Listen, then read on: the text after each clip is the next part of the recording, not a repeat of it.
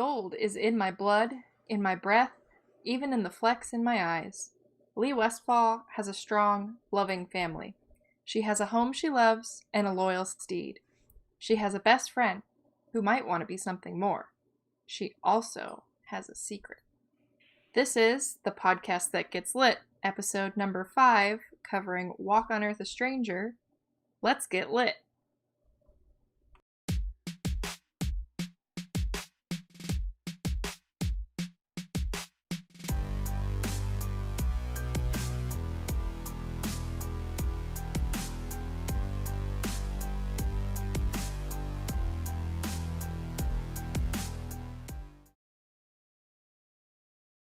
Yeah, sure. Welcome to the podcast that gets lit. I am Bailey, and this is our other host, Luke. Hi, that's me. It's you. That's me. And today we are going to be talking about Walk on Earth a Stranger by Rae Carson. And this is recording on June 29th, 2020. So, starting things off, what are you drinking, Luke? I am drinking a red wine from Stonehill Winery. That's what I had. It was just here. It was an open bottle. Luke doesn't drink wine. I do too. Not as often. But this is from Stonehill Winery in Herman, Missouri. Highly recommend getting out there if you ever have the chance. It's actually in a Montel Winery glass, which is a different winery down that way. So good stuff. And you will notice me picking serving wine in the wrong glass. You'll be noticing me picking cork out of the glass because one Gertie, Go Home Gertie, popped it through after it broke, and we've been picking out the scraps ever since. You know, this is life. Did you know you can open a bottle of wine with your house keys? I'm not surprised, but I would like to see it. It doesn't always work out well. You often end up with those little chunks of cork, hence why I brought it up. That makes sense. What are you drinking? Today, I am drinking a Kona Brewing Company Starfruit Orange IPA because I have extra been missing Hawaii lately. So I've invested in some Hawaiian beers to feel like I'm on vacation at home. Well, cheers, and here's to Walk on Earth a Stranger. Cheers. This might be one of my favorite ones we've done yet. That's good. We'll talk about it. I do love this book. So, some information on the book. It was published on September 22nd, 2015. It's 446 pages, or about 10 hours and 53 minutes of listening time. And our Goodreads synopsis. We have Gold is in my blood, in my breath, even in the flecks in my eyes. Lee Westfall has a strong, loving family. She has a home she loves and a loyal steed. She has a best friend who might want to be something more. She also has a secret. Dun dun dun! Lee can sense gold in the world around her. Veins deep in the earth, small nuggets in a stream, even gold dust caught underneath a fingernail. She has kept her family safe and able to buy provisions, even through the harshest winters. But what would someone do to control a girl with that kind of power? A person might murder for it. When everything Lee holds dear is ripped away, she flees west to California, where gold has just been discovered. Perhaps this will be the one place a magical girl can be herself, if she survives the journey. Ooh. Do you think she's going to survive? I mean, does this sound ominous or what? I'm going to say it sounds a lot more ominous than the book feels to me, in a certain sense. We're gonna overflow. But yeah, this sounds like really scary almost. This sounds like life or death. Yeah. So it sounds a little too overly dramatic for I think where the book goes. The book's pretty dramatic too, no doubt about that. But it's a little. It definitely is. It's a little thick, I think, in the selling of it. Well, and I mean, I could see, like, back in 2015. This is the first book in the series. You don't know if there's going to be more books coming out in this series, so perhaps you might think, well, is she going to survive? But, looking back at it, and we now know that it's a 3-book series, I think it's probably pretty safe to say that Lee makes it through at least the first book. Knowing that there's multiple, and let's say do character changes, which could be. Spoilers, since this is a full book review, spoilers abound, and she does survive. She makes it through. So, Bailey, as this what? is... I didn't know that. As this was your third pick of the year, I want to get your feelings first on this book. I love this book. This is probably like my 5th or 6th time reading this book. And I would say this is like one of my favorite series that there is. I mean, it's just so different than anything you see in YA. You get this sort of like historical fiction fantasy going on. You've got elements of magic. You've got elements of the gold rush and this westward expansion. It was just really fun to read. Like, I'd never read anything like this before when I first picked it up. I would say it's definitely a different setting than I think you normally find, unless you read Western style books and things like that, which I think most people in fantasy haven't. It's kind of a really neat, combination of those two ideas: the historical fiction, almost Western, but it's like Oregon Trail, right? I mean, what kid didn't play Oregon Trail at some point growing up? So like, it's taking that, but then also putting this kind of magical, mystical feel along with it. And I would say in this book, I have not read the other 2 books at all. The magic is there, but it's really not part of the story. It's like a big driver for the story, but I wouldn't say it's forefront. It's kind of subtle and just present, but not necessarily used, if that makes sense. Oh, absolutely. We'll get back to that in a second, but Oregon Trail, the game, if you will. Yeah, absolutely. And I know we talk about doing movies alongside these books when they're available. I really thought maybe we could do a playthrough of Oregon Trail, the game, and just make that our pseudo movie. I have no clue what it is. So you've never played Oregon Trail? I am the child who never played Oregon Trail. Maybe that's our age difference showing up. It very, very easily could be.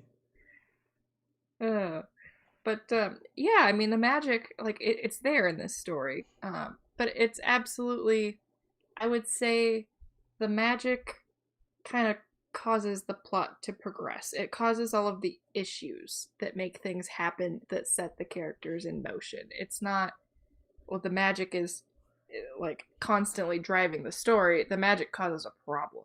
Yeah. And then we need to fix the problem. Absolutely. So the overall quick, I guess, summary of it, if you want to give a real 2-minute summary of what starts and where it gets to. I mean, basically, you have this young girl whose parents get killed by her uncle, who is this upstanding gentleman of sorts, and who sets the father's will all up that, hey, guess what? The uncle inherits everything, including guardianship on the daughter, whose name is Leah.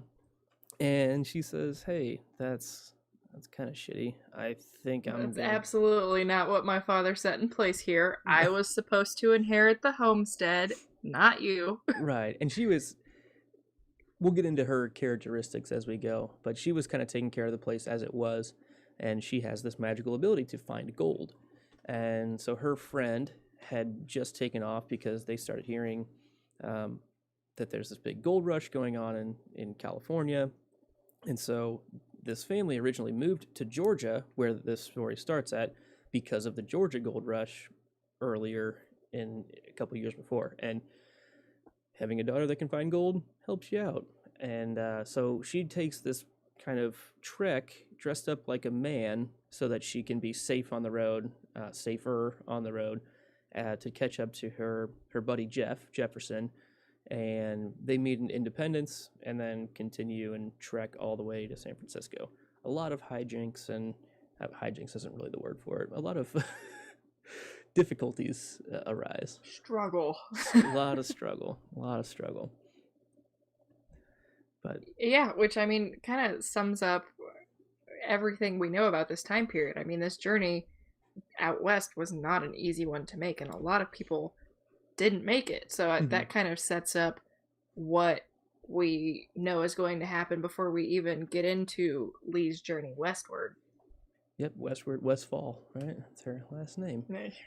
Yep. Ironic much? So her as a lead female character, I mean, I would qualify her as a heroine, right? And she's kind of the protagonist of the story, and I think she's pretty interesting. She's, in my opinion, like when I first read this, very much a combination of a couple different really strong female leads done in a really well. It's done really well for this context, and I think of Feyre from A Core of Thorn and Roses. I think of Katniss Everdeen, and I think of Mulan. I really do, and I think this character is written really interestingly, and it's also really neat that she's a strong female character that is forced to be in a gender fluid type nature, similar to how Mulan was, but she also has this skill set as being kind of a plain-faced girl who can't just rely on her looks, but she has these skills, and not even mentioning the magic. Like, she's a good shooter, she just has hands-on experience around the homestead, and all of those things serve her well, of just being someone who works hard, and it takes a long time once people find out, hey, that ain't no guy, for them to almost let her do the work that she had been doing for 2 months at this point. And she's like, why? They get this thing in their mind and they're like, oh no, but you're a girl, you're not allowed to do that. And she's like, how was that any different than 24 hours ago when you thought I was a man? Yeah, absolutely. I thought it was done really well, of showing a lot of the gender struggles of that time period. And I mean, it's not like that's entirely eradicated at all, but I think it's a pretty good contextual representation of especially that time period. Oh, absolutely. And I mean, we first meet Leah and her parents, and she's the only child of her two parents. She had a younger brother who unfortunately passed away shortly after birth. It was like 11 days old or something. Yeah, very like young. very shortly after birth. And so Leah is all that her parents have had to help around the homestead, and her father, he becomes really ill. He has a hard time getting out and doing the hard work on the homestead. He can't go hunting to get them food. And so he's been like this for about a year, and Leah has had to take up basically all of his work on the homestead. So she's mucking the stalls, she's going out hunting, she's doing all the trading. She is doing everything that the man of the house would be doing, so to speak. And then her parents are killed. And Leah says, well, you know, I guess I'm just going to have to take care of all of this myself. Like, it's a lot of work for one person, but who else is here to help me with it? Very, very shortly after this, her uncle mysteriously shows up in town. Very shortly after this. For the funeral. Yes, like the day of the funeral. Yes. He arrives in town and he says, well, I'm here to take care of you. I'm your guardian, of course. And Leah says, well, no, that wasn't what was set up in my father's will. And you wrote it up yourself. You should know that. Leah, of course, knows that her uncle Hiram was the one who created her father's will. And he says, nope, that's exactly how it was written up, because I wrote it. Yep. And Leah immediately knows that he is not to be trusted. That was not what her father had explained in the drawing up of his will, and that something is wrong here and she needs to get out.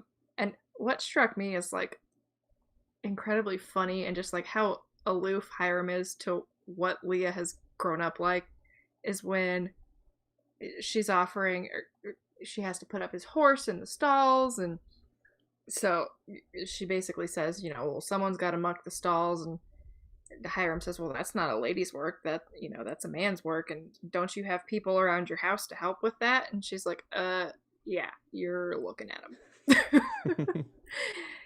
I'm all we got here. And who do you think did it before that? So that alone kind of sets up the tone for how their relationship is going to go. He thinks that she's supposed to be this gentle young woman who's wearing dresses and skirts and going out to be courted, and sure, she probably wants that to some extent, but that's also not the life that she lives. She's got responsibilities and she's got jobs to do, and just because she wears a dress is not going to stop her from doing what she has to do. Oh yeah, she does a lot of things in dresses, and but yeah, yeah. The first hunting scene we see, she's hiking up her skirts and running after a deer. Yeah, absolutely. And some of these jobs are not easy to do in petticoats, I imagine. I can't speak from experience, but you can tell. I imagine that the hem of her skirts is constantly mucked. Oh yeah, and stepped on, and oh yeah. And he shows up, yeah, just thinking, oh, well, I'm just going to step in, take control of my niece here, put her magical finding ability to work, and just get rich, right? And also going to treat her like the little subordinate in the house that a young female should be, in his rotten opinion, but also pretty accurate for the time. Like, it's, yeah, he's a piece of shit, but it's also like, he basically comes in and says, "Here, girl, take off my boots." And she goes to help him, thinking, "Oh, well, maybe he can't reach them, maybe they're too tight." And she basically pulls them off with no effort. She's like, "Oh, he's just doing this because that's a woman's place to help a man take off his boots." and he says, "What do we have to eat in this house?" And he walks in as if he already owns the, like, just immediately takes ownership, even with his demeanor. Yeah. And what have you fixed me? Yeah. Well, why don't you fix me one of those up? Oh, yeah. No, she's not having it at all. No, and another thing that really sort of sets her off to know that there's something fishy about her uncle is that he immediately knows about her magic abilities, when, as far as Lee knew, only her parents knew about this. They told her, keep this under wraps, don't ever tell anyone how you find this gold. If people only knew, they would come after us. So the fact that he right away is like, nope, you're just going to keep doing exactly what you're doing and making us money. She's on edge. Yeah. And you want to talk about her good old buddy Jefferson a little bit, and kind of how he instigates Jefferson McCauley instigates part of this story as well. So shortly before her parents were murdered? Right after. The day, I thought it was the day that her parents were murdered. Everyone is talking about how gold is found in California. Yes. So at this point, it either hasn't happened or Lee hasn't gone home yet, but she doesn't know that her parents are dead. So everyone in town is all aflutter. And this being a gold mining town in Georgia, they all know what the gold rush is like. They all came to this town. They've got the know-how. This town is spent. And quite frankly, their town is out of gold and not worth the dirt that it's on. So everyone is talking about, oh, we're going to pack up, we're going to go west, and we're going to, make new lives for ourselves in California. So Lee and Jefferson talk about it a little bit, and Jefferson says, maybe I'll go out there. He doesn't get along very well with his father, so that's always been a bit of contention. He really has nothing to keep him home. And part of, I think, the contention, whether or not it's ever explicitly stated, is that Jefferson is half Native American and not on his father's side. Right. So his father's constantly an Irishman with a drinking problem and beats his son. So his father is just a grade A asshole in general. And then you throw in the fact that Jefferson is half Native American and everyone else treats him like crap too. So he's always had a tough time growing up. And Leah really doesn't care because she's not in with the popular crowd of the age. She just likes him because he's a good person. Mm-hmm. And they live close together, so that probably had something to do with it as well. Yeah, they have a proximity thing, so she actually has a chance to get to know him and all this. I mean, their properties butt up to each other. And Another thing that goes into this is obviously we'll talk more about the times and how this is kind of the era of cowboys and Indians and how it's just like, hey, let's drive all of the Native Americans further out west. And his mom, Jefferson's mother, was part of that. Her family was basically driven out to Nebraska, I think, somewhere more in the Midwest. I think it was Nebraska that his mom's family specifically was driven off to, and it's just unfortunate that her son is just kind of left here, and he just gets the short end of every stick here. And so in this rumor, the news that gold is found like crazy in California, he decides, you know what? I'm just gonna go. I'm out of here. Mm-hmm. Yeah, he's headed up to here with his father and the treatment that he receives at home. He's got this excuse basically to go west because everyone else is, and surely I'm bound to find someone who will take me on along with them on their journey. And, Leah, if you want to come with me, let's meet up in Independence. I'll hang around there for as long as I possibly can. Before he says that, he says, you should come with me. Let's get married. We can act like brother and sister. It's a really good proposal. I mean, that's how you win the ladies over. I think maybe he's like got a long lost Lannister relative. I think it's a very practical, pragmatic idea, right? He's just looking at how can we justify this. He's trying to protect her. Yeah, absolutely. But it's just kind of like, she's like, it's a really weird way of asking a girl to marry you. Well, and like it could have been an either or thing. It would be like, let's marry me and we'll go out there as husband and wife, or we'll go out there as brother and sister and I'm your guardian type deal. Because women weren't allowed to go out by themselves at this time. Mm-hmm. He's hedging his bets. I'm giving you two options. There's one that I'm really hoping you'll take, and one that I'm gonna throw out here in case it seems weird that I threw the first one out. Yes. I don't want you to get the wrong idea, but if you did get that idea, I wouldn't be mad.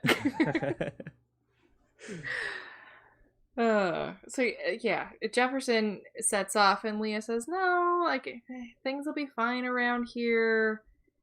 And then her uncle shows up to the funeral. Mm-hmm. So Jefferson leaves right after Leah's parents were killed.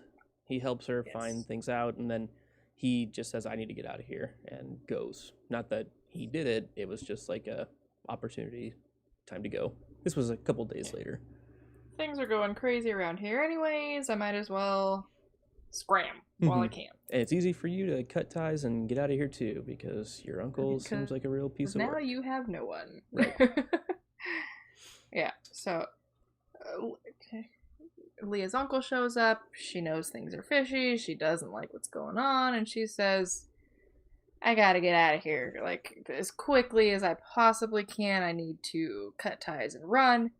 And her uncle gives her the perfect opportunity to leave. Oh, yeah. He gives her a task of going to town and selling the 2 horses that her family had, because her uncle's going to bring in a whole team and they need the space in the stables to put up his horses, because his horses are important and better than her horses. Better stock.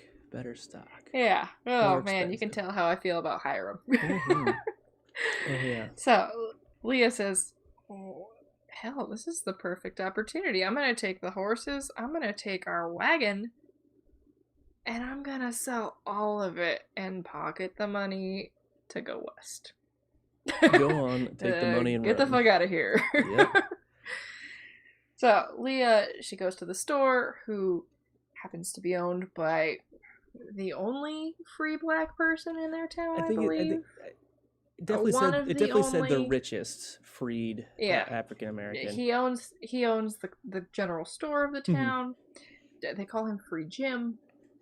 And he very quickly catches on to Leah and what her plans are. Mm-hmm. She says, well, I'm here to sell you the horses, and well, I've got the carriage too, so I might as well give you that. And what can I get in return? Like, I need some money. And he says, well, I don't keep that much cash on hand, but let me give you some advice and some men's shirts. Yeah, because Jefferson might need them when you catch up to him. Yeah, he kind of does this whole Leah. He does this whole plan, telling her what to do by saying what Jefferson should do. If Jefferson were going to do this, the safest way out without being found by anyone, because he knows Free Jim is what they call him. It comes up later. I'm talking to you, the chat. It gets addressed later, and he's basically saying, well, I know that Jefferson's father is probably going to go looking for him. He wants to bring him back, and same thing. And so they're both being chased out of town. Jim seems to know was one of Leah's father's best friends in town, and knows a lot about the family that we learn more about later as well. And so he knows the context more than Leah does. And he's like, well, if Jefferson were going to try to get out without his father, i.e. your Uncle Hiram, finding you, i.e. actually Jefferson, this is what he should do. And he's like, you take this up to Chattanooga. You want to stay off the riverboats because they're more expensive. It's easier, but it's more expensive. And he just gives her this whole plan. And then he also says something about songbirds, right? It's easier for an oriole to be spotted than, I forget if he says like a crow or a mockingbird. Does he say mockingbird? Yeah, he says, have you ever heard of the mockingbird? And Leah says, yeah, all the time my mom would think she'd hear an oriole and she'd go outside and she would never find it. And so that's what Jim says. Well, it's a lot easier to spot an oriole if you're looking for an oriole. Mm-hmm. And so here's the shirts for Jefferson. Male after shirts. He kind of, yes, after he explains that, well, if you're not looking for a mockingbird, i.e. a woman on the road, you're not going to find a mockingbird. Mm-hmm. So basically, dressed up like a guy, it's going to be easier for you to stay hidden. So that's where she gets her Mulan idea. And takes off. Just goes. Yeah. Goes home, chops her hair, gets on the road, and not too far into her journey, she comes across people she knows. Yep. She come. Topper what? Abel? Abel Topper. Abel Topper. Yes. I was seeing if he was here in class. Going down the list alphabetically by last name. Topper, Abel, here. He was present in the story. That's true. Yeah. So she runs into Abel Topper on the road, and he says, "Oh, that right there is that horse was promised to me because Peony, Leah's horse, is the most beautiful horse anyone has ever seen." Is what I get the gist of. Really well known for like a prize horse in this small town, for sure. Mm-hmm. She's got a beautiful coat, and everyone knows Peony. They say, "Oh, that right there, that's their horse."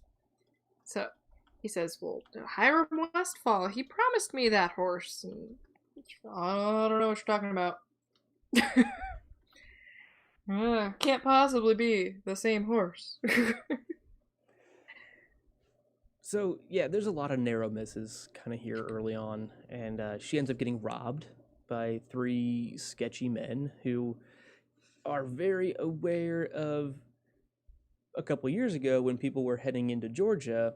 There's a lot of dumb people coming down here, and they're going to be riding on the road when they shouldn't, and they take advantage of it. I mean, it's highway robbery, right? It's horse thievery. It's all these things that have literally just become old sayings. And she deals with them, escapes, and loses her father's hawking rifle, which she's really sentimentally upset about. It was also like the gun that she was very, very familiar with, was supporting their family with for a year or so, and so it was a big asset loss as well. Sentimental, but also just useful. And so now she's unarmed. Well, not only, she doesn't just lose the rifle, she loses almost all of her gold. Mm-hmm. They very quickly find the gold when they start rifling through her bags, and she says, "Don't go through there." And they find the men's shirts, and they're like, okay, well, like, why do we care about this? And then, oh, look, there's a bunch of gold hidden in these shirts. Right. So she loses all the money that she just got from Jim for selling the horses and the wagon. So cut down another peg of just things were working against you. She takes off further. I'm sure we could talk more about those guys, but that happening so early, I think, colors a lot of her mistrust of people throughout the rest of this story, and how, there are bad people pretty much everywhere. That's kind of her mentality at this point of Hiram's bad. These three brothers or cousins are rightfully bad. so. Yeah, not a good start. You think about the road, and it's so sketchy in general, and then, for a girl to be on it by herself, granted she's portraying herself as a man, but there's even a point where she thinks, well, I can't go up to them and just, like, introduce myself and ask them this because I'm a girl. And she's like, oh, wait, no. Maybe I'm a man. Maybe I can. So she ends up coming across this town. And in the town, she's picking up some supplies with the little money she has left. She's getting her horse reshod. Happens in Chattanooga, Tennessee. Yes, Peony, she throws a shoe, so Leah has to get her horse shod. And she comes across this man of means in the store while she's there. He's picking up all kinds of supplies and talking about how he's hired a boat to take his family out west. Yep. Well, maybe I can ask him if I can come along with them. No, I don't know. He seems like he's a very fine gentleman, and I couldn't possibly ask that of him. Well, because she's very dirty and run down and tired, and clearly she feels like she looks very poor and just knows that there's a class thing that would happen too. So it's also her feeling not quite like a man yet in the way she makes decisions publicly, but also like that class separation that she hesitates on both of those things. She gets past the female one in this she thinks to herself that, I chopped off my own hair, so my hair looks really bad. Like, it does not look like a man's haircut that he would go get. And, if I were going to go talk to this man of means, I should probably go get a haircut, and I should probably get my boots shined. And no, I can't go get a haircut, because that would just lead to too many questions. I'm still not far enough away that people are going to ask questions, and she's just really paranoid, rightfully so. And one of the things that Jim, the store owner, earlier tells her is it's a lot harder closer to home. You have to be a lot more careful when you're closer to home. And so she's still got that very much in her mind as well. So she ends up overhearing the name of the captain of the little riverboat that they're going to be taking from Chattanooga basically to the Mississippi. And she says, that's the name that I need. I can't go talk to this rich guy who's rented the boat, but I can go talk to the captain and see if there's another way I can get on. And she finds out from the crew that, what is his name? Andrew, what's his last name? It's the family. Oh, man. Anyway, she finds out that the rich guy, on the tip of my tongue, it starts with the D, I believe, has rented out the whole boat. And basically she's like, oh, well, that sucks. And the captain and crew are kind of like, well, he gets to decide who the passengers are, but I get to decide who the crew is. And so she kind of earns just a manual labor, an unskilled labor job on the boat to help out and just work her way there. And she's like, that is perfect. That's like, because I can't pay for it, and I just want to go. So Mr. Joyner. Joyner, not a D. That's a J. No. That was close. That's only a few letters in the alphabet off. There's a sound similarity too. You could, just erase a little bit of the D. You could turn it into a J. Just erase a little bit of the D. That's what every guy wants to hear. What? Anyway, it's an entirely different conversation. so she works her way on this boat, and I thought that was a really fun sequence of working on the boat and just river life thing, because she's almost tempted at the very end of this. They have some struggles going through some currents and rapids, and it was tough work. And by the end of it, the captain, when she first gets hired on, says, "We'll give it a week. If you're more trouble than you're worth, I'll let you off at the next town, and that'll just be it." So he just does that as like I have to make you feel like you have to work for this pretty hard. And that week comes by, and she walks up to the captain. This is now Lee Macaulay, not Leah Westfall anymore. And she says, "Captain, it's been a week." And he goes, "What? It's been a week?" As if he just was never going to really worry about it unless he really had to. Like, why do we care that it's been a week? Yeah, but he's like, "Well, let's give it another week." Just to, again, kind of keep her honest, I guess. And it was good. It was good for both of them. So yeah, I mean, for Lee, it was real incentive to do a good job. And for the captain, he's like, "Well, you're not trouble, so I'm just going to keep you on, but I'm going to let you think that your job here is at risk." Right. Yeah, absolutely. And I feel like there was some more exciting stuff that happens on the boat, but she makes some good friends, right? I mean, yeah, we meet a lot of our main cast of characters here. Yeah, the Joyner family. In the Joyner family. They're around for a long time. Mm-hmm. And then we have Fiddle. What was that Jim as well? Fiddle Joe. Fiddle Joe, who was one of the boat workers and kind of the cook. And there was another guy on the boat who wasn't the captain, who was quiet, and they played music together.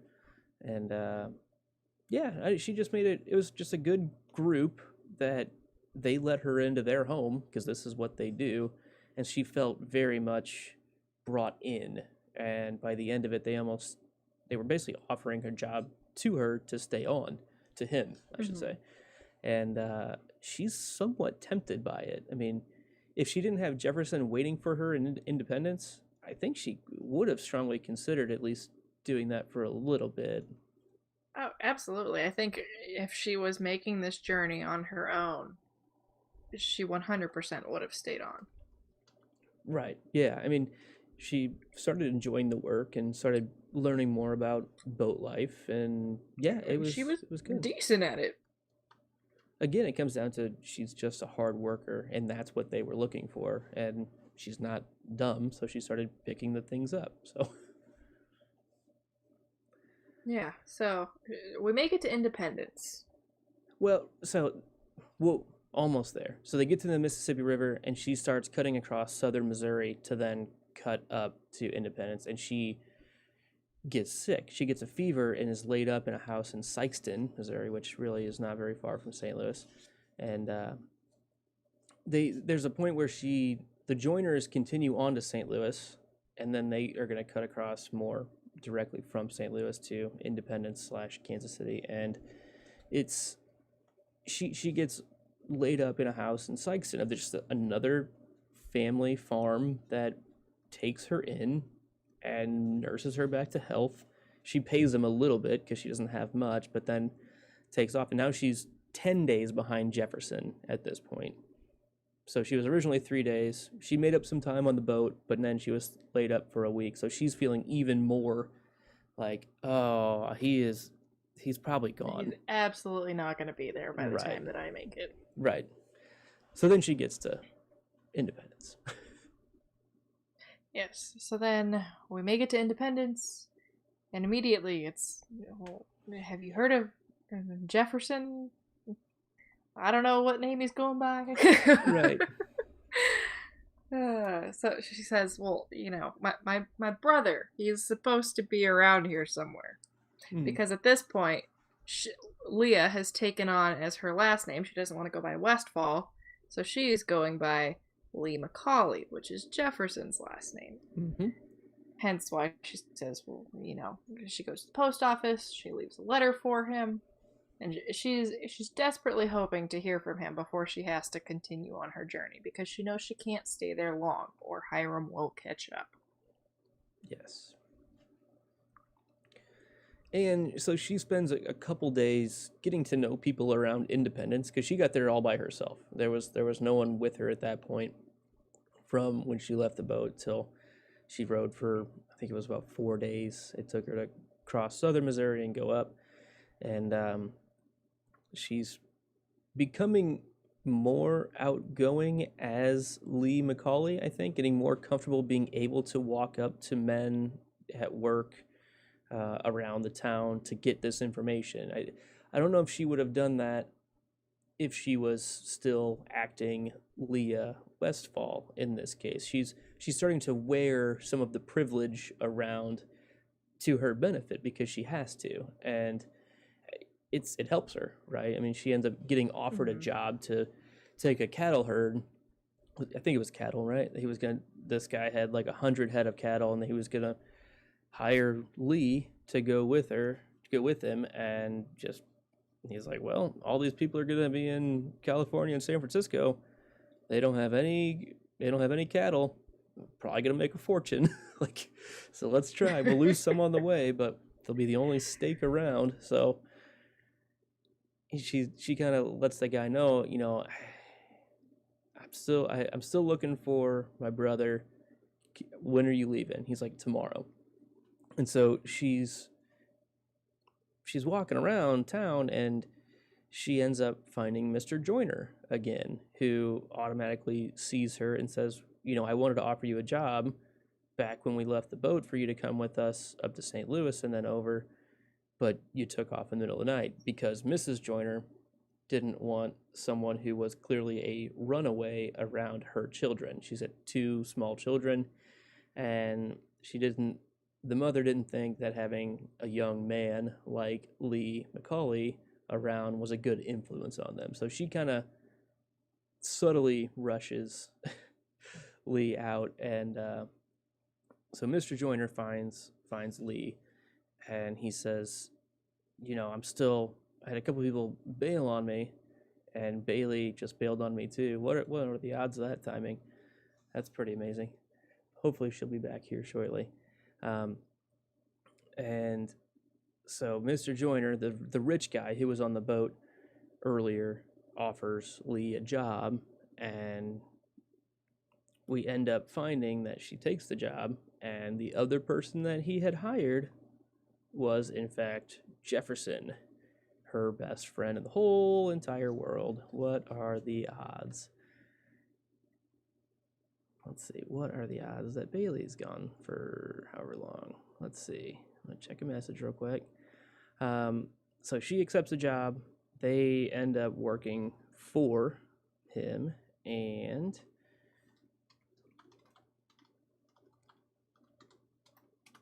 let's see if she's coming back. I hope so. I probably made her mad. What else is new? That's not true. But they start their trek, and they've kind of joined from Independence. Again, if you've played Oregon Trail, this is where it starts really feeling familiar, because Independence was one of the kickoff places in that game, and they join kind of a whole group of men from southern Missouri, a couple different families. Some of them are French Canadian, some of them are German immigrants, and then you have Lee McCauley, and you have the rich family from Kentucky, the Joyners, and they just start taking off and crossing through Kansas, and you start having all of the... That was her beep, beep, beep from Slack. So trying to get back on. I think she's having internet issues. But yeah, we meet some difficulties with the people who are there. Everyone has their own motivations for why they're crossing from Independence, Missouri to California. Most of it's for gold, but the reasons why they're leaving are all varied, obviously. And I'll tell you, the men from southern Missouri are actually total POSs, given the whole state a bad name. But hey, what can you do? And I don't want to get too far ahead without Bailey here. Let's see what we can do here.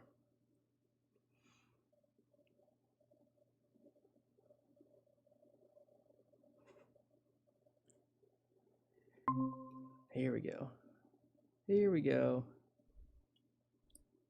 They're back. She's back. Don't you just love unreliable internet? You know, it just makes all of this that much more exciting. It was so funny because I was saying how someone had bailed on Mr. Joyner, and immediately you bailed on me. So it was. And then I bailed on our call. It was perfect. It was kismet. Yeah, it was good. No, man, if I had a nickel for every time that happened when I was working at home and the internet just took a shit, I'd be rich. I wouldn't need a job. So I continued a little bit just because I had to ramble. I think I did a thumbs up job, but basically I went through, hey, guess what? Jefferson is the other guy that Mr. Joyner had hired. Wow, what a reunion. What a coincidence. It couldn't be any more perfect for this to happen this way. And I mean, what if Leah had gone on with them and this might not have even happened at all? Had things happened differently had she not gotten sick on the road. Yeah, absolutely. And because he ended up getting stuck in St. Louis with the German family. I give a real quick rundown of who's in this group that they're taking off with. You have the German family, the French-Canadian family, the Missouri men, who are pieces of shit, and a couple other people. But yeah, I mean, it's a really good group overall because of the sheer numbers to be traveling with. And yeah, I mean, she really lucked out here. Yeah, for the most part, it's a great group to go across with. Yeah. You've got some questionable people. Mrs. Joyner, she's not the best person. Some of the Missouri men, but overall, a good group for the numbers at least. Mrs. Joyner, can we talk about how weird she is? We can talk about her. So the Joyners are shipping their entire house out west. Their house is on one boat. They were on another. Eventually, they're going to meet up with their house once they get to San Francisco. And not just, like, the belongings of their house. I feel like it's their entire house. But the one thing that they travel with them, no matter what, that comes out every time they make camp for the night, is their dining room table. And, like, it's not just, a rinky-dink fold-up dining room table. It's a solid dining room table. And Mrs. Joyner insists that the men set the table, bring it out of their storage every night. And who does that when you're traveling out west? Set it up nicely, tablecloth, everything, like formal dinnerware every night. Formal dining. And she's a terrible cook. Their cook was on the boat and said, "Nope, I am not going another minute on this boat. Let me off. I'll hike." Sorry, Becky, you're on your own. Sorry, Becky. Yeah. Oh man, like that woman is a character. Yeah, I wouldn't say she's like weird in like a totally weird way. She's just odd and will not let go of certain things. I mean, she comes from a certain lifestyle and will not budge on some of those things. It's impractical is really what she is.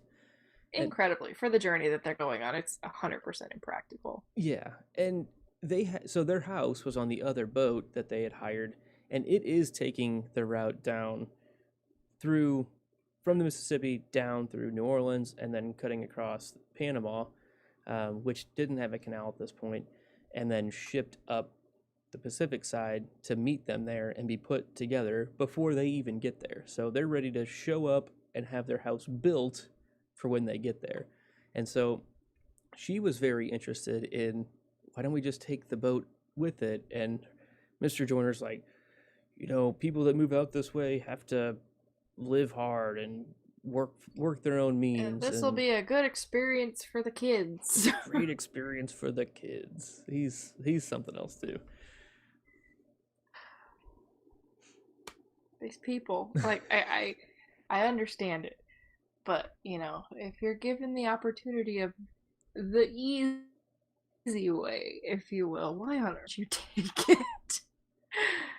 Oh. So AK mentions, we come across lots of troubles. Alicia Kingston mentions is Becky a Karen? I would say she's totally a Karen. Oh, Becky is absolutely a Karen. Yeah, entirely. Oh. In fact, at one point she asks Leah to leave because she doesn't think that he is a good influence. He's just not good to be around the children, and they don't need that in their life. And from what we know of Lee so far, she is the hardest working man out there. Mm-hmm. So Becky is just misguided, if you will. Yes. So yeah, they set off from Independence, and it becomes an even more perilous journey from here on out. It just gets tougher and tougher and tougher, right? They start dropping like flies. Yeah, with disease. There's a whole buffalo stampede. I mean, the terrain gets incredibly treacherous, from the rivers and mountains and desert crossings at the very end. I mean, lack of resources, people wanting to get ahead. If it can go wrong, it will. Yeah, two women have babies. Like, they'd set out on this pregnant. That'd be like getting pregnant now. Like, I would not want to be pregnant in the middle of a pandemic, let alone like trying to cross the continent. Right. Oh, without, my goodness. Like, airplane technology. Yeah, and like doctors. Or even a car. Anywhere sterile to give birth to your child. Yeah. It was a different time. And I think that it's very clear in this book that it was a different time and things just weren't the way they are now. Yes. So what in this journey would you specifically like to talk about first? I think Leah's struggle to keep herself hidden as a man. Yes, because she ends up having her first menstruation along this trip too. Oh man, what a time. Stress driven, I'd imagine, to kick things into your bed. Absolutely. I mean, your uncle's a tool. You're on this perilous journey. You don't even know if you're going to make it there, if you're going to be alive. People don't want you on the journey with them. And the icing on the cake, your period starts. Right. And so Leah, she goes to Mrs. Joyner and she asks, do you have any spare blankets, like any rotten old blankets? Because I didn't bring one with me, is what she says. And ends up getting a blanket, ripping it up, and getting a blanket and using that one and ripping up the blanket that she actually had to use as rags. And she's terrified the entire time that someone is gonna see her cleaning these rags. She's gonna bleed through. Like, this is her greatest fear, is that this is what's gonna give me away. Mm-hmm. Yeah, absolutely. And right along with that, her struggles is honestly Jefferson's struggles with remembering she's a male. She's acting like a man to protect herself, because he just knows her so well. He slips up a couple times. Nothing that really sunk the ship or anything, but it didn't help. If you were paying attention, oh yeah, and it kept happening, you might be a little suspicious. Yeah, this goes all over the place. And I mean, they're dealing with disease. I know they have measles come up at one point. Was it cholera? No, there was something that came up that wasn't as bad as cholera that was an issue. But I mean, it's just all the things are going wrong, and then they have sick people in some of the wagons, and then they see this weird looking storm coming after them, and Jefferson's like, that's not a storm, that's a herd of buffalo. And that's a stampede. and yeah, I mean, their whole party gets surrounded and run through, and some people get hit. The leader of the whole kind of team gets hit and has to get his foot cut off here, right? That's when this happens, I believe. Yeah, I believe you're right. And Leah has to help with that. Yeah, she has to help cut a guy's foot off to save his life. And okay, go fetch the laudanum and help me hold him down. yeah, but she does it, and people always tend to remember that she's very helpful and very hardworking, and then they forget at certain points too. So it's kind of a very fickle crowd. Seems like Hogwarts in Harry Potter a few times, but yeah, it's a tough journey. I mean, they start crossing the mountains, and if you've ever walked up a mountain, think about doing that with a whole slew of people, and all of these other diseases, and you're carrying people's furnishings, is too. It's a huge ordeal where you have to throw your ropes down, hike up, throw your ropes down, and then as a team pull these giant wagons up the sides of these mountains. And that's like just halfway through the really difficult stuff. Like after people, like it's long enough of a journey to that point that people are already dying. And then you have to do that. And then you have to keep fending with rivers on the backside of those mountains. And then the very last stretch is all through a desert.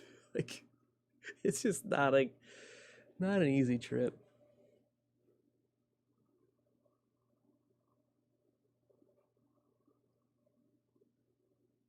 Did I lose Bailey again? Bailey, are you there? I sure did. I thought so. I had a feeling. Oh, let's see. She's gonna have to reset her internet again.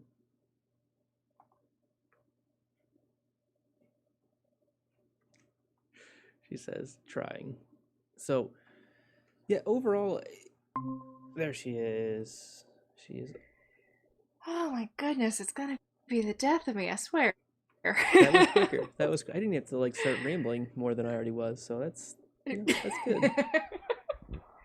No, as soon as your audio cuts out, I'm like, and I start screaming at my computer. So you can only just imagine the frustration on my end. It's probably 10 times worse than how you're thinking I'm reacting. I've been that way too. So, when it craps out on my side, the whole thing goes down. So I know. Well, at least it's only me cutting out, and the important part is still coming through. You're here to save the day. Yes. Okay. So, speaking of saving the day, there you go. Leah saving this poor child. Oh my goodness. So there's a scene where the horses are running wild, the bison are running wild. The buffalo. Yeah, the buffalo. And there's a child barely hanging on, and Leah just doesn't care about her personal safety. She is here to save this child, and I am going to leap and catch the child and roll, and oh crap, I cut my leg open real bad doing it. But I saved the child. Yes. Which is the real important part here. And she doesn't want anyone to cut her father's boots off, first of all, because those are her father's boots, and that's really the last thing she has of her father at this point. Mm-hmm. And she doesn't want anyone to help her with her cut because they're gonna find out she's a woman. Well, she sees all the blood on her, she's like, oh no, I just started my period again, oh no. And she's like, no, I didn't. It's just... It is not that time. basically in shock and doesn't realize what's going on. And they're like, she's like, oh, here, take the kid. I think the kid's okay. it's gonna be okay. And they're like, no, no, no, you need help. Like, Have you seen yourself though? we need to fix you. And so she has this kind of, freaking out moment, and Jefferson's just standing there, not just standing, he is there, and they kind of have this moment of, you have to let them help you. Like, no matter what happens of them finding out, you have to let them. She just keeps save saying, you. But Jeff, I can't. And he's like, you have to. And it was a good moment between those two. Mm-hmm. They're always looking out for each other, and I think had the injury been a little less dire, he would have been honest with her, and okay, well, maybe you don't have to get treatment, but he wasn't gonna joke around and say, "Oh no, you'll be okay." Like, he knew that she absolutely needed help, no matter what they found out, or it wasn't gonna be good for Leah. Mm-hmm. And so she gets the help. Obviously, the doctors find out that, oh, Lee is not Lee. Lee is Leah. And thus the secret is no longer a secret. Right.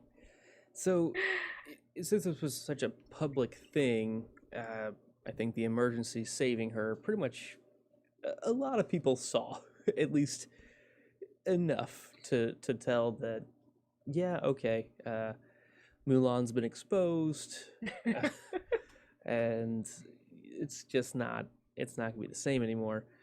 And she gets saved, she recovers a bit, and wants to just keep pushing forward as if nothing happened, right? Knowing that people are going to think differently about her now, but I feel like she's taken on some characteristics that have benefited her on this whole trip, that now she's being a lot more assertive about her own abilities, regardless of her gender. And I think it's a turning point for her to feel honest and open, and still be able to force her way into being accepted as a part of this team, because she's been such an awesome part of this team already. She saved another child before that by finding them after they got scared and ran off to the wrong wagon that was abandoned. And that was like the one time that she actually did use her magic, gold magic, was finding this kid. Pretty good. But yeah, she'd given the child her necklace, which was gold, for safekeeping, because the kid kept wandering off. Lo and behold, it turned out to be pretty useful when the kid for realsies wandered off. Mm-hmm. Absolutely. So she struggles with people accepting her as a woman that can do these jobs, but she just jumps in and is able to still get jobs done because she has to. And it's like, okay, well, you guys all went buffalo hunting and you didn't get any, but then you scared them off because you're bad shots. Let me catch one real quick, and takes it out. And guess what? The whole camp can eat now. Like, it's like, doesn't matter that you're a woman. She's capable. Like, get out of her way. I think the funniest part of all this to me is that, obviously, before everyone knew that she was a woman, her and Jefferson would sleep next to one another underneath the wagon every night. Yes. Because, what's wrong with two gentlemen sleeping next to each other under the wagon of the people who have hired them to help move? Yeah. And lo and behold, she's a woman? That's not happening anymore. It was funny before. So there's a group called the College Men, and these are more educated men from, I think, around Chicago is where they're from, and one of them is studying to be a doctor. One of them studying to be like in numbers and finance of some sort, and they're all coming west together. And Lee starts getting to know them a little bit, and they started getting to know her more than she realizes. They start guessing that there's more to Lee than meets the eye, and they end up questioning her at some point about, you should come with us to wherever they were going, specifically kind of at the end of the trail. And she's like, why? And she's like, well, you're like us. And she goes, what does that mean? well, do you plan on getting married? And she's like, no, I don't think so, because in Lee Macaulay, he wouldn't get married because that's not Leah. And so they start using this term, well, yeah, you're a confirmed bachelor then, which you can take that as they are gay men and they're just there together, and they bring it up of, yeah, just, you and Jefferson, you guys are confirmed bachelors, right? Kind of code, because they know that they're sleeping underneath the wagon together every night. And I think they also are just like asking those questions to put her on the spot to see if she gives anything one way or the other. But they already knew that she was a woman just by picking up on things that Jefferson had said when he slipped up. Like, they noticed, and a couple other people, especially some of the mothers, had noticed like the day they met her.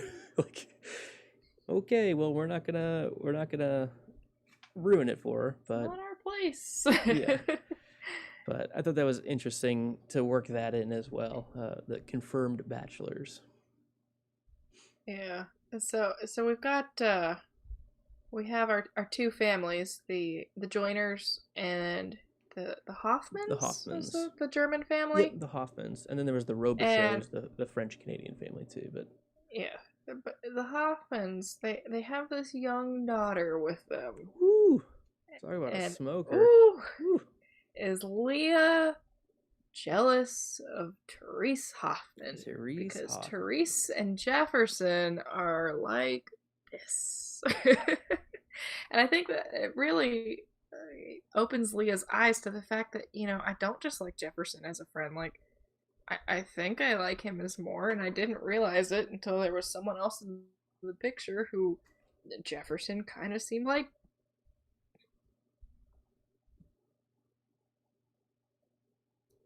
Are you still there?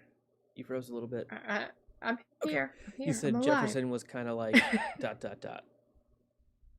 Oh, that Jefferson seems to like Therese, and so just this whole the visual for Leah of Jefferson's kind of getting buddy with this girl, and they hang out together, they have a good time on the trail, especially I think prior to Leah being exposed as this woman. And so then once Leah is exposed, it's not quite as bad between Jefferson and Therese. Yeah, so the other part of that is Jefferson, on his own solitary way from Georgia to independence, he did go through St. Louis, and that's where he joined up with the Hoffman family, helping them and then staying on with them. So they had already crossed a whole state together. I mean, that's several days, a week and a half or so of this journey that he got kind of close to that family to an extent, and it definitely to Therese, because one, she's smoking hot, and two, like, she's just a really nice girl. Like, she really is. And so, yeah, it takes a little bit of time for Lee to start realizing. It doesn't take her long to start feeling jealous, I'll say that much. But I don't think she's does it out of animosity at all. I don't think she was ever catty, but Therese, when she finds out, well, actually before that, she's like, why doesn't Lee ever want to hang out with us, and me? She feels like that Lee doesn't like Therese, but that's not the case. And it all makes sense when Lee becomes Leah. Yes, and Therese wants to just be friends with Lee, and it just kind of all works out a bit, and they get to probably the most romantic part, right? And it's basically when Lee calls Jefferson. I was like, I know you're sweet on her, and why wouldn't you be? She's great. And Jefferson's like, well, yeah, I like her, but she's not you. And then Lee's like, oh my god, it's amazing. Way to lay a line on her, Jeff. Right. It was like, yeah, okay, that's nice. And then they hold hands, and he kisses her on the cheek. It was a nice moment. It really was. It was. So then, I feel like our other main point from this whole journey is the candlesticks. Do you want to go into the candlesticks? Yes, I'll let you lead because I'm not remembering what's relevant about the candlesticks. So I believe it's the joiners. They have these candlesticks, and if you look at them, they look plain. They've been altered, if you will. They're really heavy. They look a lot heavier than they should be for how they look. And Leah right away knows those candlesticks are pure gold. Mm-hmm. Just loaded with gold. But they've been covered up because obviously you don't want to have these gold candlesticks on the road west, and so the family doesn't know the true value of these candlesticks. They the wife just thinks that, this is some family heirloom, but leave them if we have to because they're not really that pretty, and why do we care? So this is really, like, to me, the turning point of when Leah has to use her magic to help someone else. See, I kind of don't even remember this part, so I think I just skipped over it and didn't realize. So I'm glad you bring it up. So I want to say it's the Joiners. It might be the Hoffmans, but it is the Hoffmans because the Hoffmans go off they start heading towards Oregon. Yes, they try to make their way on their own on foot, and Therese comes back and, please help my family. Yeah, they're not doing well. And I think they were all dehydrated. Was basically the sum of it. Was they didn't have enough water to keep themselves going. So that was how Leah knew to find where they were, was that she felt the pull to these candlesticks. And so she kept saying, well, no, let's go this way. And everyone's like, well, why would we go that way? Just do it. I think I saw some tracks. Trust me, there's tracks. That's right. I didn't realize that they were candlesticks. I couldn't remember they were specifically candlesticks. Yeah, things are moving very fast at this point in the story. There's a lot. Yeah. I mean, we're getting towards the end, and this is when they're crossing the desert, basically. Happens. Yeah, they've not seen water in days, and they're all getting dehydrated themselves, and they're trying to help out their friends who had left prior, and they just helped a woman have a baby, which is why they were behind. Yeah. Things are happening. Yeah, there's a lot going on. And so Leah keeps saying, no, like, they're this way. I know they're this way. I see tracks. Like, I'm a really good tracker. Mm-hmm. I go hunting all the time. And everyone's just like, okay, like, there's no tracks, lady. Right. What do you want to say? So she has to explain herself at some point. She can't just keep doing this, and I think at this point she's already told Jefferson, or I think it's because of this she tells Jefferson. It's to Jefferson that she actually has to explain herself, because he's like, no, I'm a way better tracker than you. You're a better shooter. Yeah. I'm a better tracker. Get the hell out of here. And I didn't tell me what's up. Yeah, so she tells Jefferson, and he's like, well, I always knew there was something special about you. Like, it just doesn't even faze him.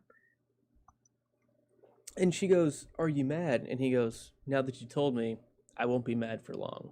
Like, it was just one of those, you came clean. I always knew there was something. And even earlier in the story, he brings up the line of, is there anything you want to tell me? It's like Dumbledore looking at Harry. Is like, is there something that you should be talking to me about? And he's like, no, I'll just deal with this on my own. Well, just say it. Like, just have someone on your team. Just be honest. Just try trusting someone. And that's part of her problem, right? Is she knows that that's a dangerous thing to let up. But there's a certain level of, having that family that you choose, which is a big theme throughout this whole story as well. And she finally allows herself to fully say that, yeah, Jefferson can know, because he puts her on, like, almost like an ultimatum. But she feels good about it, and she feels better about it afterwards too.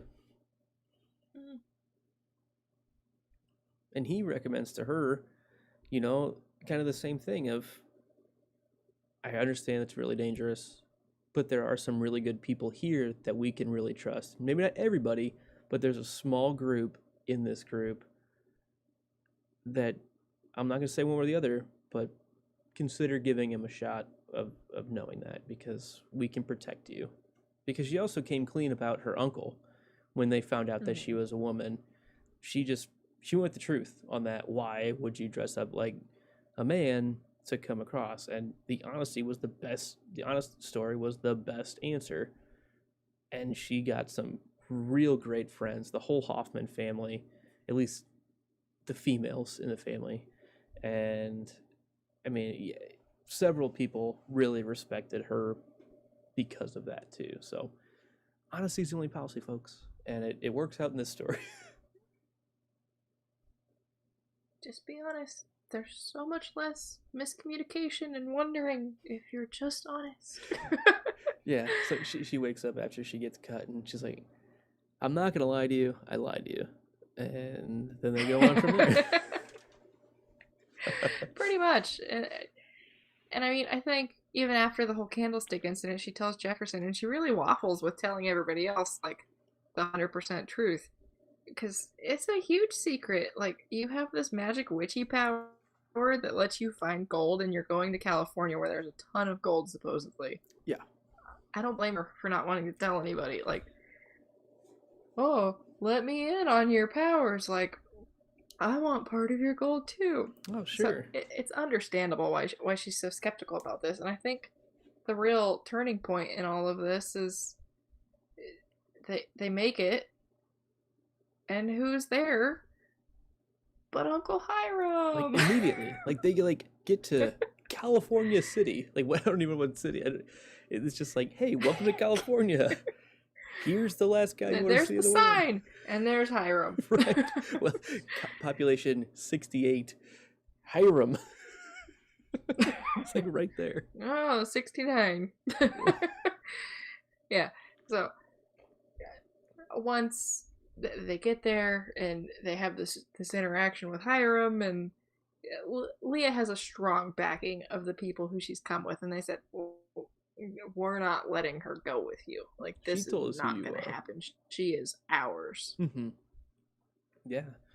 And he decides to basically piss off, right? And he says, I'll be seeing you real soon, sweet pea. And he goes on his merry way. Which was her father's, like, pet name for her, right? Sweet pea. Sweet pea and peony, them flowers going together. Yep. So they make it, and that's kind of the end of the story, right? We don't know where they go from that, but we've got this cliffhanger of Hiram hanging over our heads. Mm-hmm. And so, like, for big questions moving forward, that's really the biggest one, right? I think this almost tidies up and ties a lot of knots. It's quite final overall. Like, this could be almost a standalone book without being a trilogy. Like, it does a good job of just telling a cool journey story. Had it not been picked up for a series, I would have been happy with how it ended. Yeah, I mean, I think it comes to a point of finality that she made it. And then you can just, oh, well, she's going to do great. Like, she'll be fine. There's this Hiram thing. They'll probably figure that out. But it's ambiguous enough that I think you could leave it here and have it be a decent one-off.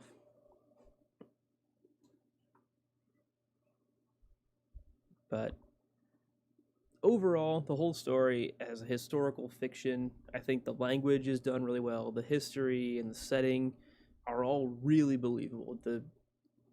Just the difficulties to go through, the context of slavery, the context of the Native Americans, the context of, sketchy men, subordinate women, family life on the trail, and all of that hard stuff is very relevant and very present. And I think it's done in a way that shines lights on it, and it also feels very real. I think Rae Carson did a great job of really getting into that time period.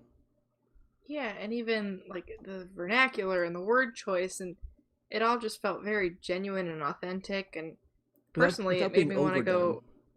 Yeah, not not in the sense of like it was hard to understand because there was so much like slang of the time used, but just in a way where it was like, oh yeah, that is kind of like an old-fashioned, old-timey way of saying that, and that probably is how they would have said it.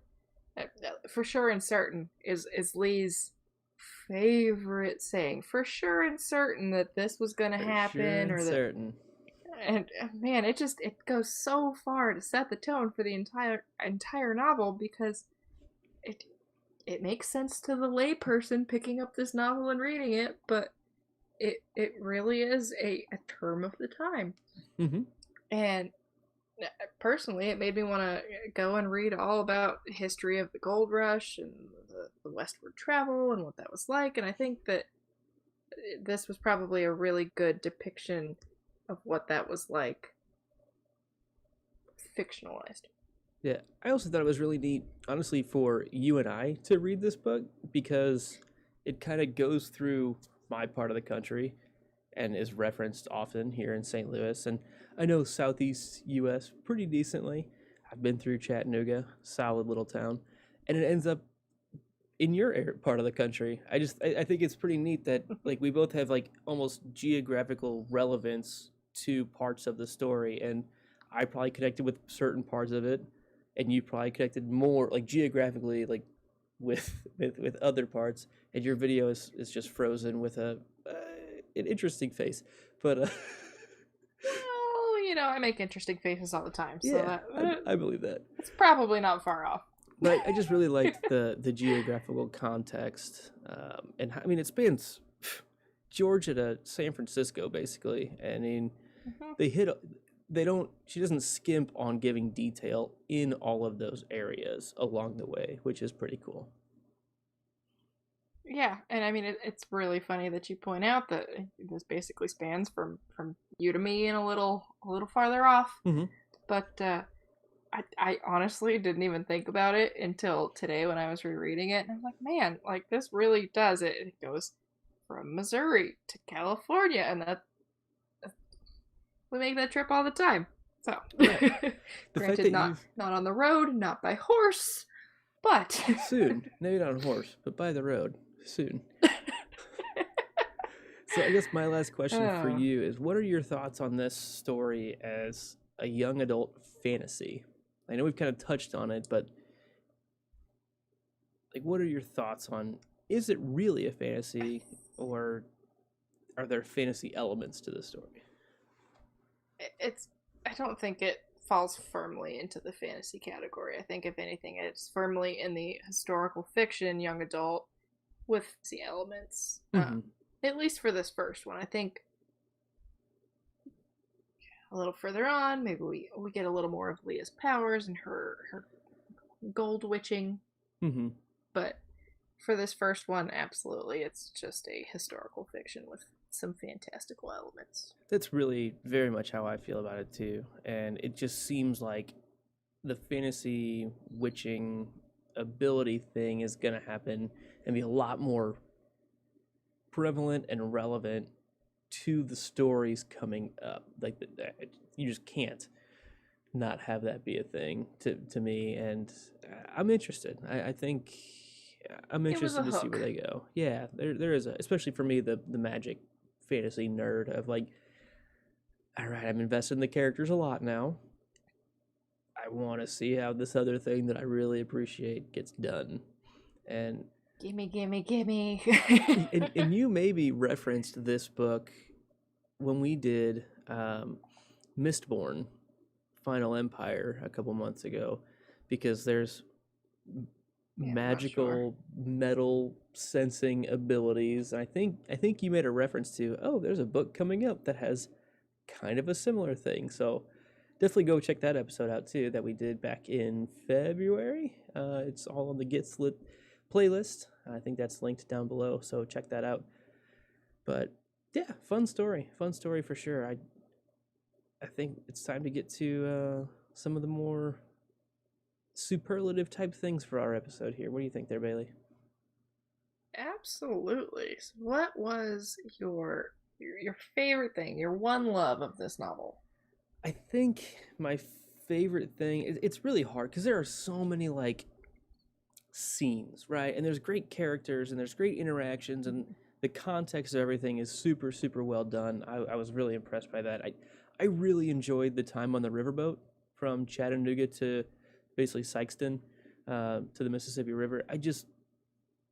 I found that fascinating. And again, maybe that's my geographical being in the riverlands of the United States. Like I just relate to that a bit of, like, I've always thought that'd be really fun to just take a riverboat. I mean, I live right at the joint of the two biggest rivers in this hemisphere on the earth. So yeah, well, not counting the Amazon, but it's always been a part of my life because of just geographically where I'm at. And so it makes me think of books like, by Tom Sawyer, or by Mark Twain, like Tom Sawyer. And it just was well written and it was enjoyable. I thought it was fun for her to start feeling like a part of a thing as well, and being accepted as just one of the guys and just here to do a job. And like, I think that would have been a pretty fun story too, just to continue to get the Fiddle Joe stories and the rest of that crew. Like, they were a lot of fun. And the captain, I can't remember his name either, but he was great. It was the whole crew there was just really fun. Captain Rodney Chisholm. Chisholm, that's right, Chisholm. Yeah, I mean those are all great things. I think my one thing I really love about this is that it's not like anything I've read before. It really, in the young adult world of books, there's nothing quite like this. It's so unique. Mm-hmm.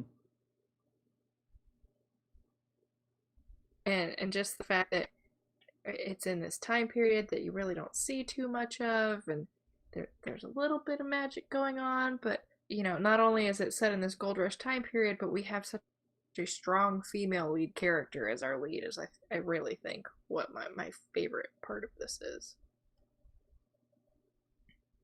Yeah, totally agree. 1,000%. 10,000%. What about the one thing you hated? You really think I would have thought more about this? Overall, it's a pretty well written book. One thing that I guess I didn't like was, and there's like an easy thing you could say, but I want to give context to it if I was gonna say that. So I don't know if I will. I meant to defend this person earlier, but I didn't yet.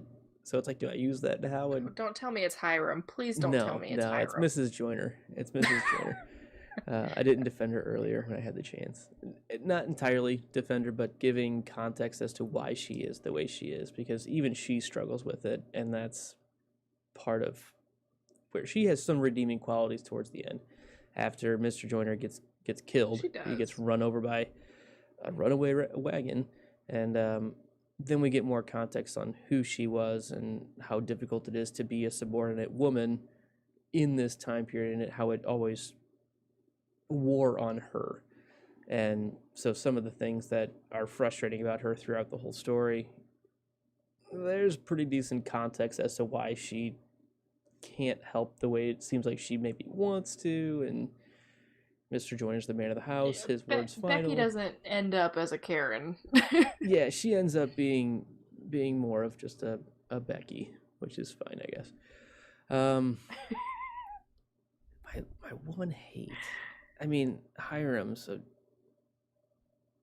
he's a piece of trash. I'm gonna say the Southern Missouri men. I really don't like them either.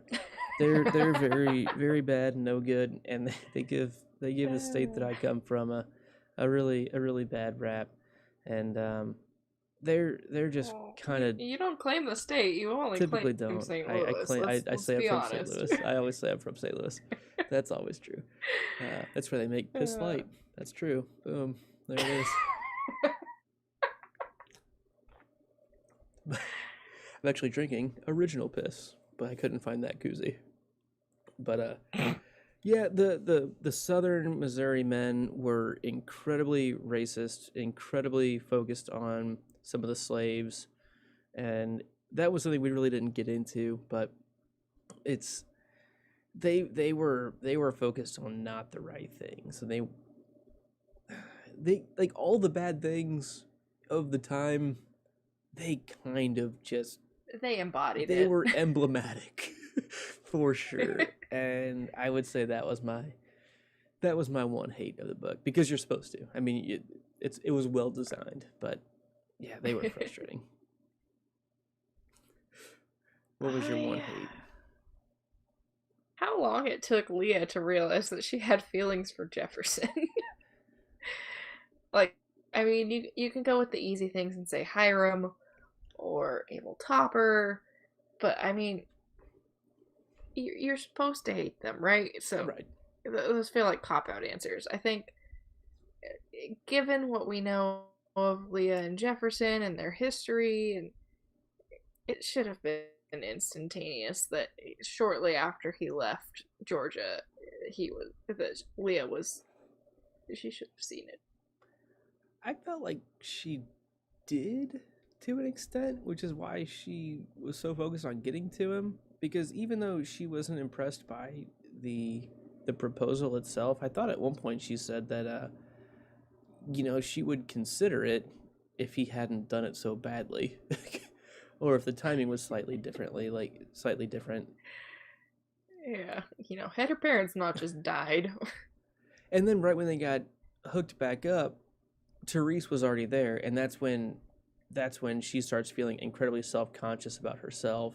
One, playing the boy card, and two, having this young, beautiful German girl there who's really taking a liking to Jefferson. So it just seemed like she pulled back on purpose, to me, I guess, and not so much that she didn't realize it, but she couldn't. Well, she couldn't very forwardly show him her feelings because she's a man at this point. So. Right. It's safety wise. It's a little bit circumstance. Yeah. That's how I looked at it. But it takes a little while before she calls him out on it and has that honest communication, I guess. Just be honest. It solves all your problems. So I thought we had a section on here of would you recommend this book? And clearly you would. We used to. Where did that go? They used to be here. Who knows? This must have been copied from a different one. So, anywho, Luke, would you recommend this book? I really think I would. I would. The characters are great. If you like history at all, I mean, especially American history going west, I think it's pretty well done. I mean, I'm not saying it's a history book, but contextual historical fiction. It's enjoyable and it's fun, and just the slight fantastical elements are a pretty good hook. I would say Hiram does feel a bit like the mustache twirly villain to an extent, but that's okay. Like, I think it's good. That's okay. I feel like he's got a lot of character development that will likely happen in the next books. Is really where I'm at, and I'm curious to see how that goes. So, yeah, I would recommend it for sure. And I actually already did. I told Melissa to read it, and then she read all three. And I'm like, well, I can't talk about those, so what do you want from me? Hold, please. No spoilers, Melissa. Oh, I have no clue. You think I talked to Melissa? I don't talk to Melissa. No, it's really funny that you bring up Hiram as like this mustache twirling kind of villain. I have an article open right now, and it's someone's ideal casting of who actors they would want to play certain characters. I saw this. And is it on IMDb? The person that's listed as Hiram Westfall is Michael Shannon. And for anyone who knows who Michael Shannon is, he is just like the perfect seedy kind of like evil jerk character, and I am fully here for this casting. Some other things he has been in: The Shape of Water, Revolutionary Road. What are some notable things? Fahrenheit 451. Like he plays a good bad guy. So So it's really because I did see that earlier, and I also saw that Abel Topper was cast by Stephen Ogg, who is also a Yes. really solid like secondary bad guy. Just Grand really, Theft Auto. yeah. Oh yeah. I know him best from The Walking Dead, from how much Glenn watched that show. But not a very good show. He's a great actor. I enjoy him a lot, though. He's pretty solid. Yeah. Might as well bring up some other notable people from this one. For Leo Westfall, they have Joey King from The Act. For Jefferson Macaulay Kingfisher, we have Stewart? Is that right? Yeah, Boo Boo Stewart, most notably from the Twilight Saga, which I think he would be a really great fit for this role. Yeah, I think so. And I really like that they went with an actual. I mean, an actual Native person. Let's get some more Native Americans in roles that should be played by Native Americans. Like that's the role. So, Yep, all for it. Yeah. Some other favorites I have on this list for Leah's father. Yeah, she is. She's wait, no, Hillary's. Oh yeah, they're both in here. Okay, yeah. So for Leah's father, Reuben Lucky Westfall, we've got Billy Burke, who, among other things, is also from Twilight. And I could very well see him playing Leah's father. He's got that like funny dad charm to him, especially in Twilight. I feel like that kind of really sets the tone for what he could be in this role. Leah's mother, they have Hilary Swank, which, I mean, like, this list just has great names all around. Oh, yeah. Is it gettable? I don't know, but it's a solid group. You know, it's a dream cast. Why not? Dreamcast Shoot for the stars. Sega. Anyway, that's a joke you might not get, but that's okay. For Becky and Andrew Joyner, we have Olivia Wilde and Sam Claflin.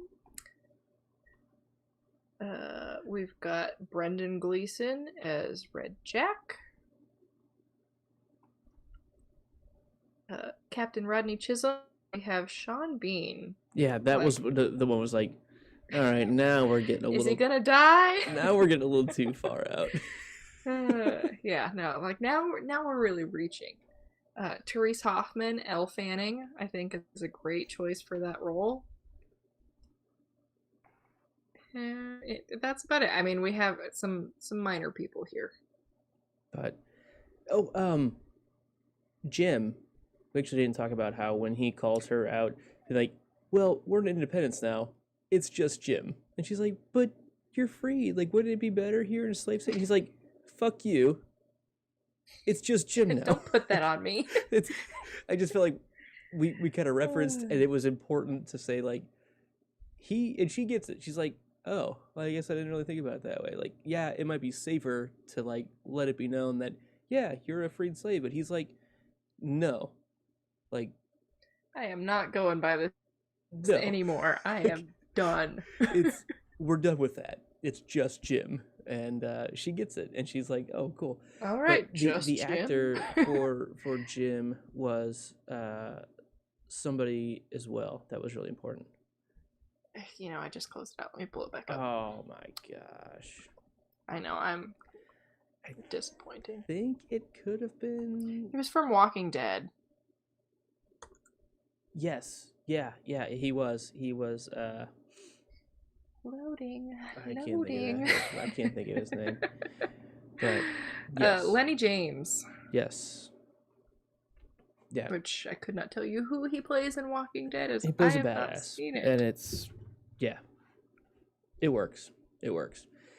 But anyway, good book. You know, I think whoever did this fan cast is a fan of The Walking Dead, because there's at least Twilight. 3 or 4 characters here who are from The Walking Dead and Twilight. Dead.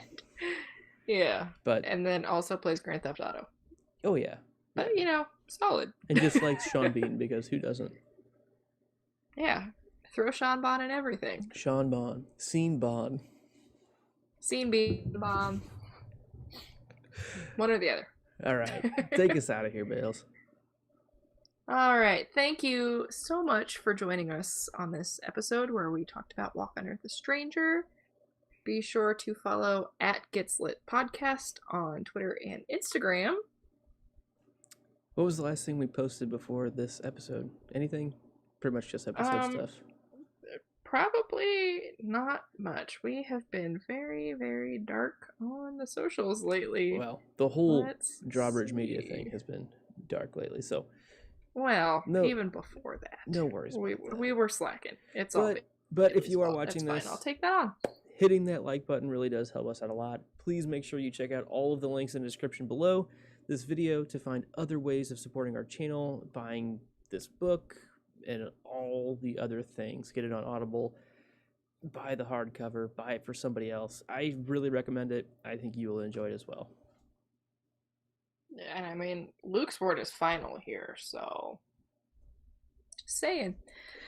This show and all of our shows at thepodcastthat.com are produced with the love and support of our wonderful Imaginary Legion patrons. You can learn more about the Imaginary Legion member benefits at patreon.com/stayimaginary. And we really do hope you'll join us next time, which I think will actually just be in a week because we're a month behind, so we're going to try to catch up. We're trying to play catch up here. But we hope you'll join us next week when Death comes to Mort with an offer he can't refuse, especially since being, well, dead isn't compulsory. As Death's apprentice, he'll have free board and lodging, use of the company horse, and he won't need time off for family funerals. The position is everything Mort thought he'd ever wanted, until he discovers that this perfect job can be a killer on his love life. In Mort by Terry Pratchett. Oh, well, that about does it for us this time. And until next time, just keep reading. And until next time, stay imaginary.